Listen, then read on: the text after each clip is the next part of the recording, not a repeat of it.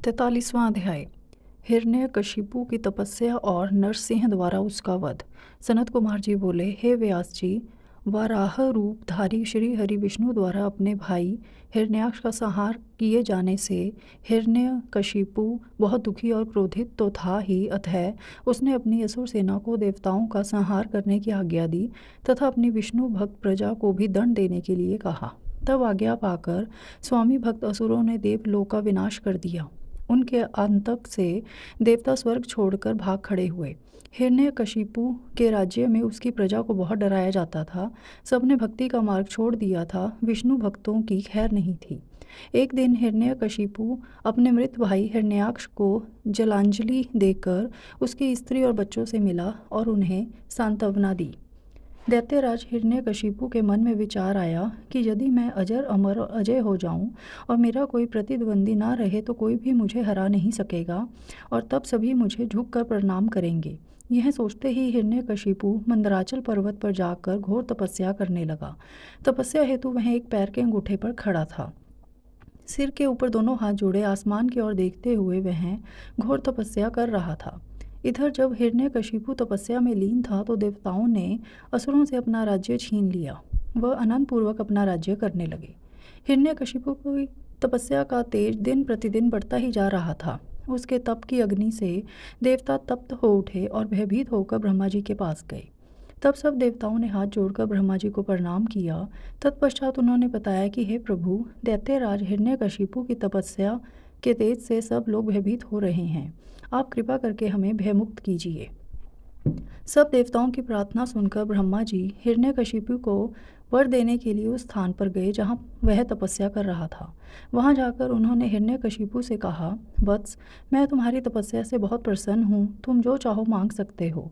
मैं तुम्हारी मनोकामना अवश्य पूरी करूँगा। ब्रह्मा जी के ये शुभ वचन सुनकर हिरण्यकशिपु ने आंखें खोल दी और हाथ जोड़कर सामने खड़े ब्रह्मा जी को प्रणाम किया। तत्पश्चात वह बोला, हे प्रजापति, हे पितामह, मैं चाहता हूँ कि मुझे कभी भी मृत्यु का भय ना हो। मैं किसी अस्त्र शस्त्र, पाश, वज्र, सूखे पेड़, पर्वत, जल, अग्नि से ना मरूं। देवता, दैत्य, मुनि, सिद्धवर अथवा सृष्टि की कोई भी रचना मेरा वध न कर सके। दिन रात, स्वर्ग नर्क, पृथ्वी पाताल, अंदर बाहर, कहीं भी किसी भी समय मेरी मृत्यु ना हो सके। ब्रह्मा जी ने प्रसन्न होते हुए तथास्तु कह दिया। तुम्हें तुम्हारे अभीष्ट फलों की अवश्य प्राप्ति होगी।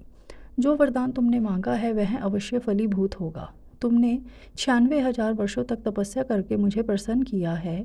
अब तुम सुखपूर्वक राज्य करो। अपना इच्छित वरदान प्राप्त करके दैत्यराज हिरण्यकशिपु बहुत प्रसन्न हुआ और हाथ जोड़कर ब्रह्मा जी की स्तुति करने लगा। तत्पश्चात ब्रह्मा जी अंतर्धान हो गए। हिरण्यकशिपु अपने घर वापस चला गया। वहां पहुंचकर उसके मन में यह विचार आया कि अब मैं अमर हो गया हूँ। अब कोई भी मुझे नहीं मार सकता, इसलिए अब मुझे अपने राज्य का विस्तार करना चाहिए। यह विचार मन में आते ही उसने तीनों लोकों पर अपना अधिकार स्थापित करने का निर्णय किया। उसने देवताओं से भयंकर संग्राम किया और उन्हें हराकर उनके राज्य पर अधिकार कर लिया। देवता अपने प्राणों की रक्षा हेतु वहां से भाग खड़े हुए और भगवान श्रीहरि विष्णु के पास गए। भगवान श्रीहरि के पास पहुंचकर देवताओं ने उन्हें अपनी व्यथा सुनाई और उनसे अपनी पीड़ा और कष्टों को दूर करने की प्रार्थना की। तब विष्णु जी ने उन्हें आश्वासन दिया कि वे स्वयं हिरण्यकशिपु का वध करके उन्हें उसके अत्याचारों से मुक्ति दिलाएंगे। भगवान विष्णु के आश्वासन पर देवता उन्हें धन्यवाद देकर बैकुंठ लोक से वापस आ गए। वे अपनी रक्षा के लिए अलग अलग जगहों पर निवास करने लगे। उधर श्री हरि विष्णु ने देवताओं को उनके कष्टों से मुक्ति दिलाने हेतु दैत्यराज हिरण्यकशिपु का संहार करने का निश्चय किया, परंतु ब्रह्मा जी द्वारा दिए गए वरदान को भी उन्हें पूरा करना था। तब विष्णु जी ने ऐसा रूप धारण किया जो आधा मनुष्य के जैसा था, आधा शेर जैसा। ऐसा अत्यंत भयानक रूप धारण कर विष्णु जी अग्नि के समान प्रलयंकारी नजर आ रहे थे। नरसिंह के रूप में श्रीहरि ने दैत्यराज हिरण्यकशिपु की नगरी में प्रवेश किया। उस समय सूर्यास्त का समय हो रहा था। उनका यह अनोखा भयानक रूप देखकर दैत्य सेना के वीर उन पर टूट पड़े और उनसे युद्ध करने लगे। तब पल भर में ही उन्होंने सब दैत्यों को मार गिराया और राजमहल की ओर चल दिए। तभी विष्णु जी के परम भक्त और दैत्यराज हिरण्यकशिपु के पुत्र प्रहलाद की दृष्टि नरसिंह भगवान पर पड़ी। प्रहलाद बोला, हे पिताजी, ये अद्भुत रूप धारण किए नरसिंह अवतार मुझे तो भगवान जान पड़ते हैं। इनकी वीरता की प्रशंसा करना तो असंभव है। अतः आपको इनके शरण में चले जाना चाहिए। अपने पुत्र की इन बातों को सुनकर दैत्यराज हिरण्यकशिपु को बहुत क्रोध आ गया। वह बोला, पुत्र, तुम बिना कारण ही भयभीत हो रहे हो। तुम दैत्यों के अधिपति के पुत्र हो। तुम्हें इस प्रकार कायरता भरी बातें कदापि नहीं करनी चाहिए। यह कहकर हिरण्यकशिपु ने अपने सैनिकों को आदेश दिया कि शीघ्र जाकर विचित्र आकृति वाले उस जीव को बंदी बनाकर ले आओ। अपने स्वामी दैत्यराज हिरण्यकशिपु की आज्ञा पाकर उनके वीर दैत्यगण नरसिंह भगवान को पकड़ने के लिए दौड़े, परंतु उनके समीप जाते ही वे भस्म हो गए। अब दैत्यराज स्वयं युद्ध करने के लिए अपने अस्त्रों शस्त्रों सहित आगे गए।